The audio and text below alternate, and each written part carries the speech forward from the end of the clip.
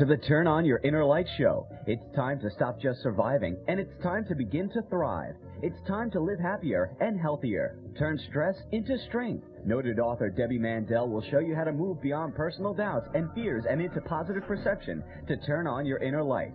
Here's your host, Debbie Mandel. Greetings, everyone, and welcome to my show. Our guest expert is Gina Amaro Rudan, and she runs Genuine Insights Incorporated and is the author of Practical Genius. There is greatness in all of us. Let's learn how to own our genius and express it. Welcome, Gina. Thank you for having me, Mrs. Mandel. Okay, what's your story? So my story is 4 years ago I left my corporate cocoon to blossom as an entrepreneur and a writer, and my whole life changed because of it. And it was set off because I went to have pretty routine corrective eye surgery, unfortunately got a rare infection and lost my sight, and was told I only had about a 20% chance of seeing again. And thank God I had a good surgeon, and 3 surgeries later I got my sight back. And when that happened, I decided I was going to leave my corporate cocoon to follow my passion, which was writing, researching, and educating. And I did that. And 4 years later, Practical Genius, my book, has been published and released, and I've set out to inspire people to identify what their genius is without waiting for a life change or something radical to happen to them for that change. What's interesting about it are 2 things about what you just said. First, I thought I'd destabilize you and ask you what you ask people who participate in your workshops. What's your story? But you gave me a very concise and really honed in on the essence, and I liked it. I said, yes, ma'am, she's authentic. Then the number 2 thing is, I guess, so what did you have, LASIK surgery? Is that what you're telling us? For vision correction, you know? Yes. And so you really had an eye-opening experience to get some insight, right? The blind who sees inward, like the blind soothsayers in Greek mythology who tell us the truth. Absolutely. So that kind of made you reflect more and figure it out. That's very powerful. Now, let me ask you a kind of New York question, which means that it's kind of, you know, devil's advocate. What's wrong with an average, mediocre life? I like the ordinary. Why do I have to be a genius? Why can't I be the patron saint of mediocrity? You know, like Amadeus Mozart when they had the Broadway show. And you know what I did? I stood up and I applauded, bravo, Salieri. Why does this man get the short end of the stick? This little Mozart was annoying. So what's wrong with that average, ordinary life?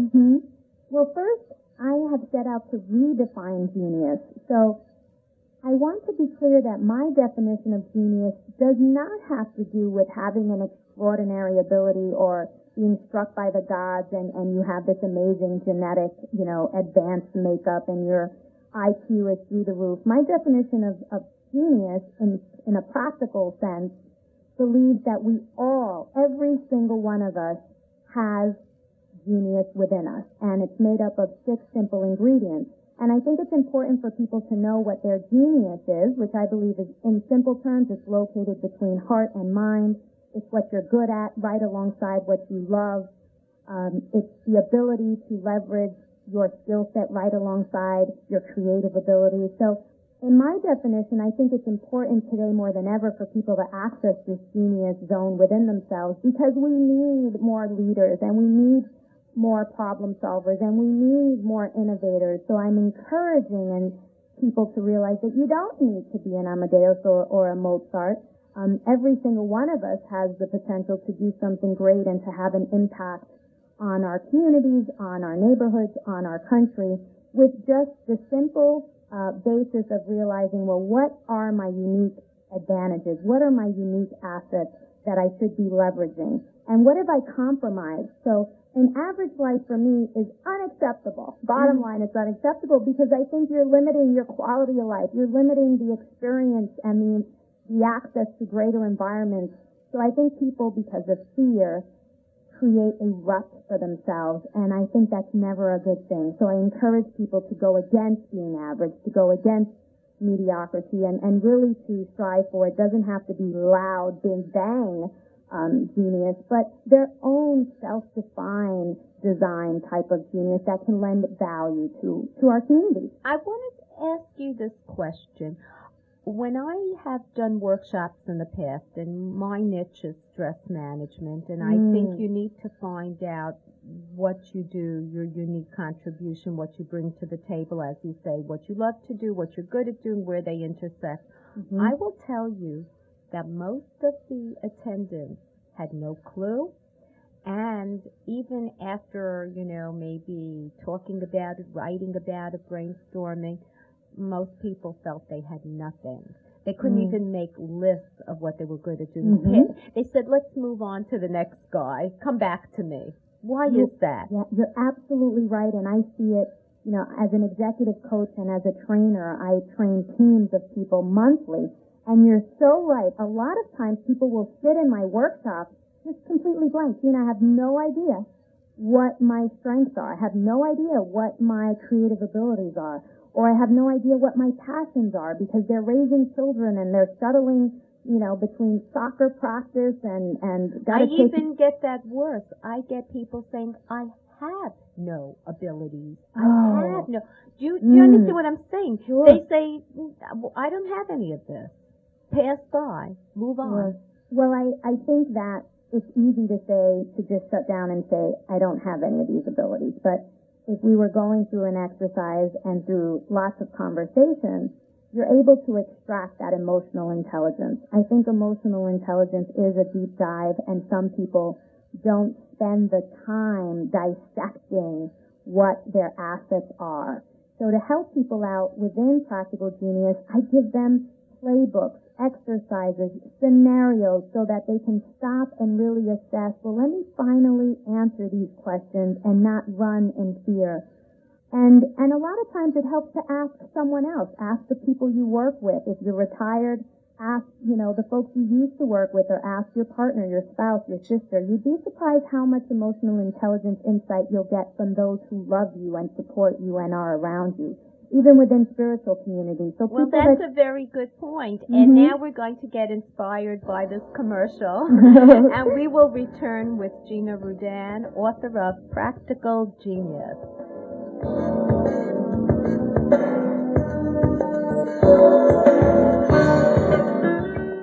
Now you can take Debbie Mandel home with you. Her book, Turn On Your Inner Light, Fitness for Body, Mind, and Soul, will help you decompress with healthy, positive, concrete solutions. Common life challenges are presented so that you can quickly find the help you need. Emotional tips, original meditations, and a fun and easy-to-follow fitness workout for each mindset. This revolutionary new method will help you rewire mind and body to take back your power. Get it on Amazon. Are you overwhelmed with the burden of taking care of children, parents, or both? Are you taking care of everyone else except yourself? It's time to change your habits and re-energize. Debbie Mandel gives you an innovative and easy-to-follow program for good health and happiness. In her magical new book, Changing Habits, The Caregiver's Total Workout, Debbie Mandel shows you step-by-step how to find the optimal balance between giving and receiving, and guides you to exercise and eat right to take care of yourself. What are you waiting for? Read Changing Habits and start training for your life. Life does not need to be a burden. Get Changing Habits, The Caregiver's Total Workout on Amazon.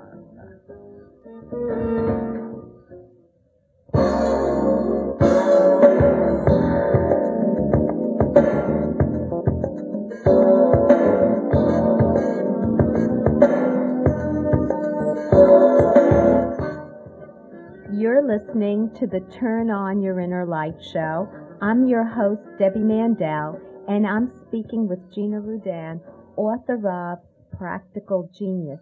Now, before commercial break, we were speaking about people who don't know how to access their unique contributions. And I think you made a valid point in the book that there are things that suck the genius right out of us. What are such things? I share the quote from the amazing architect and futurist Bucky Fuller, who once said, "Don't let life de-genius you." And I really believe that a lot of us have just, have basically lived life in fear. We love our routines. We don't step out of our comfort zones. We have compromised our soft assets, which are creative abilities, values, and passions, thinking that just focusing on the hard assets, the professional you, is the way to go, and that contributes to the de-genius self. The lack of sleep in our lives contributes to the de-genius self. The lack of creativity, the lack of slowing down and fueling our genius, all these factors really hold us back instead of catapult us forward. And then you also made the interesting point that problems promote genius. Oh. And how do they do that? If I'm overwhelmed, let's say, with caregiving, how will that promote my genius? Well, just how you go about curating, if you're taking care of others and you need to figure out how to go about doing it. The life coach Martha Beck told me that and taught me that once at a retreat I was at with her, and it was amazing. She said, Gina, every genius and every practical genius, their insights will flourish when confronted with a problem, because especially if you lead with trying to create a non-traditional answer to the problem. So I encourage people as they're confronted with challenges, instead of again, becoming undone because of the problem, tackle it from the intersection again of your heart and your mind. Don't make decisions and choices around the problem just from the head without the heart. And those of us that are emotionally inclined to make all our decisions from the heart, that's also a wrong answer. So a great way to tackle problems from a practical genius perspective is always the heart to weigh as much as the mind, and neither of those should be in the driver's seat. Yeah, so that we're in good alignment as Exactly. we say virtue in the middle, want to be balanced. That's kind of hard when we feel overwhelmed or when adversity hits, but like you say, if you percolate and you may be aligned with other geniuses, I think and seek support. I think a lot of us go about managing our lives and problems at work and at home alone, when a lot of times a collaboration with other minds and hearts helps. For stimulation, right? Yeah, I mean, absolutely. Now, if I have a genius idea, correct me if I'm wrong, did I get the impression from your book, build it and they will kind of come? Because I don't find that to really work. What's your take on that? My recommendation for people that want to take something, what I call from vision to venture, a big idea that you have, is you have to express the idea. You have to surround yourself with others that are going to support the idea. You have to invest and fuel and sustain the idea. So just building it and they will come, that never works. You have a great idea, you need to invest in it, you need to express it consistently and with great clarity and with great passion. You need to find others that believe in the idea and will support it, both again from a business perspective but also from an emotional perspective. And one way I encourage people to share and express and surround themselves with other supporters is to think about the mentors in your life. Have you shared these ideas with your Yodas, with your advisors? Do you have ambassadors in your life that will take that idea to others and be your cheerleader? And have you tested the idea with what I call fat brains? Young people under the age of 30 are great for listening and bouncing ideas off of. So if you have an idea and you haven't shared it, start to share it, out it, talk about it with people that, again, care about you, maybe smarter, wiser than you, and make sure you test the idea with a multi-generational audience, even if it's just family. And I think that the biggest hurdle is once you have the idea, you really have to cultivate communicating it clearly and concisely and consistently. And tweaking it. Sometimes people don't, as a writer, you know how important the process of rewriting and how many drafts go in. And many people shy away from that or get hurt by criticism. So I think you have to be a bit steely. And not a cave. Now, what you wrote about good people skills. What are such characteristics? What could we say about that?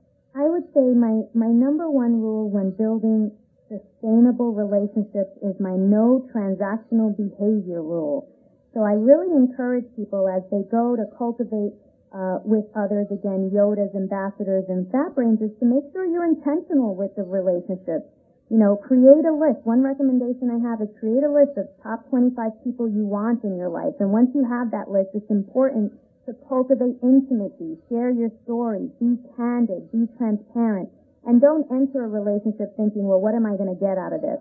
That never works. Lead with generosity, no transactional behavior allowed, and that goes a long way. And I really think some people collect art, I collect people. My rules of engagement are, you know, I provocatively say no one-night stands. So what that means is if you're building a relationship with someone who is inspiring and intelligent and generous, you have to be intentional and maintain that relationship. Don't just reach out once, have one lunch date, and don't cultivate and invest the time. Relationships take time, and as the time passes, it's important to maintain your communication with the person. I also believe in like skipping the 10,000 followers, those of you that are building tribe and relationships online, for 10 true believers. I believe that less is more sometimes. Go for the quality over the quantity. And again, just, you know, lead from the heart. When building and sustaining relationships, especially with people. Well, we're going to lead to commercial break and come Okay. back to your heart. Author of Practical Genius.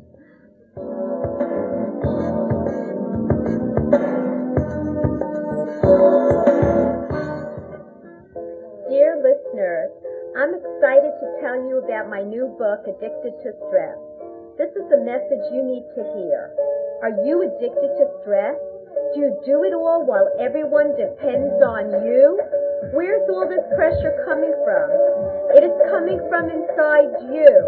This is why my publisher, John Wiley, asked me to write Addicted to Stress, a woman's 7-step program to reclaim joy and spontaneity in life. This fun-to-read book teaches proven strategies to reclaim your life, silence your inner critic, build a healthy body, and reframe your thoughts to change your life for the better. Dare to be happy without the guilt. Addicted to Stress is easy to get. It's available at Barnes & Noble and other fine bookstores everywhere. You can also buy it at Amazon and other online retailers.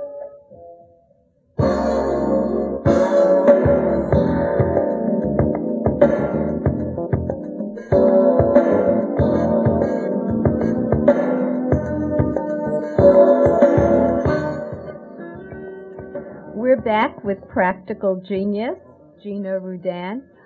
I wanted to ask you about the marketing paradox that you so well developed in the book, and that's your fundamental expertise that I think everything came out of. So right. could you share the marketing Sure. paradox? In Spanish, we say "Viva la diferencia," which means here's to celebrating our difference. I think we could figure that out. Yeah. You know, just in case. Even me.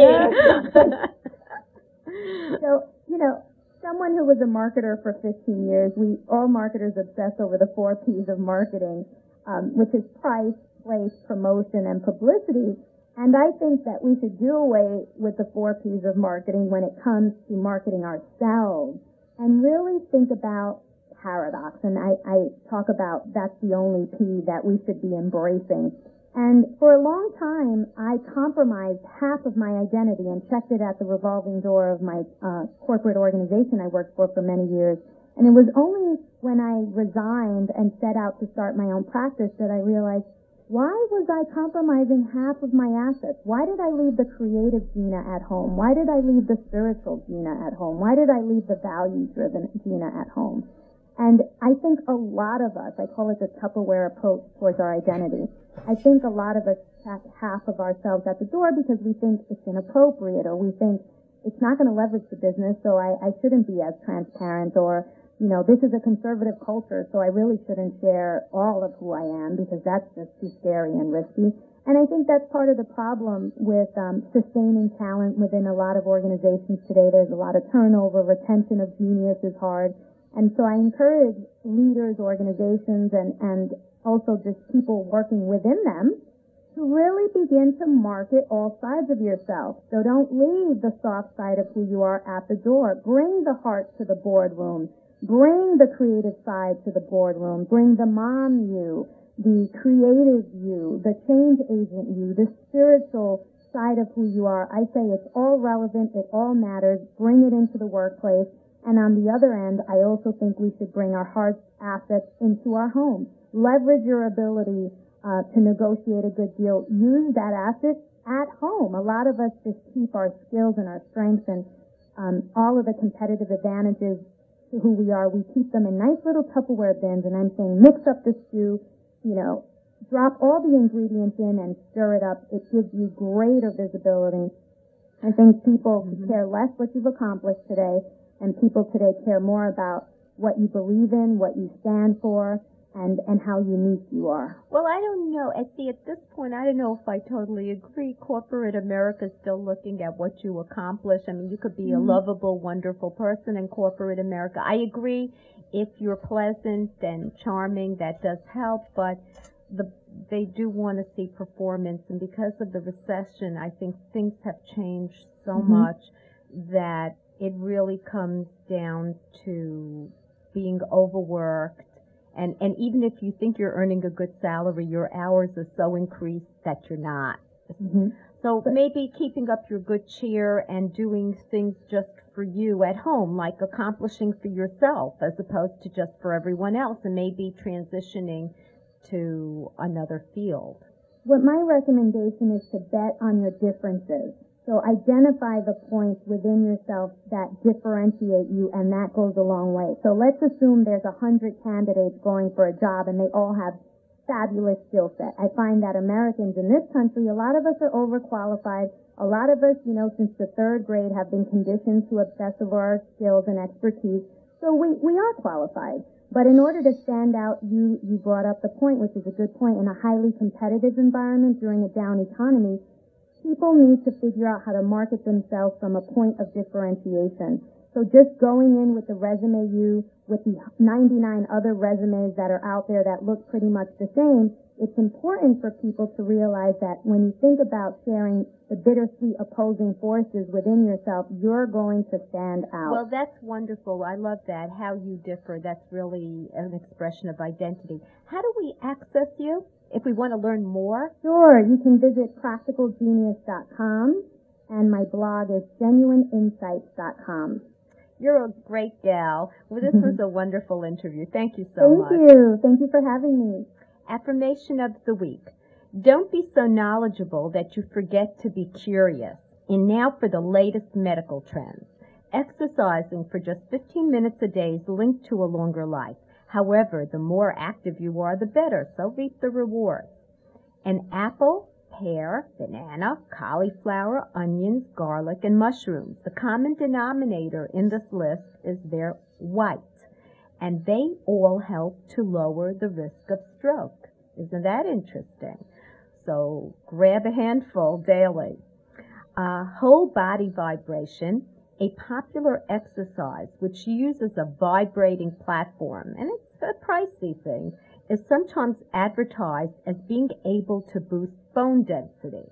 However, a 1-year study on healthy postmenopausal women has shown that it has no such effect. Sorry, gotta go to the gym and do the hard stuff. Mayo Clinic researchers have amassed additional evidence that secondhand smoke kills and smoke-free workplace laws save lives. And in addition to that, while we're thinking lungs, know that heart attacks were reduced in smoke-free workplaces. That's pretty amazing. A study by UNC researchers finds that people 75 years or older are less likely to receive any pain medication in hospital emergency departments than people between the ages of 35 and 54. I guess we have to advocate for our older citizens.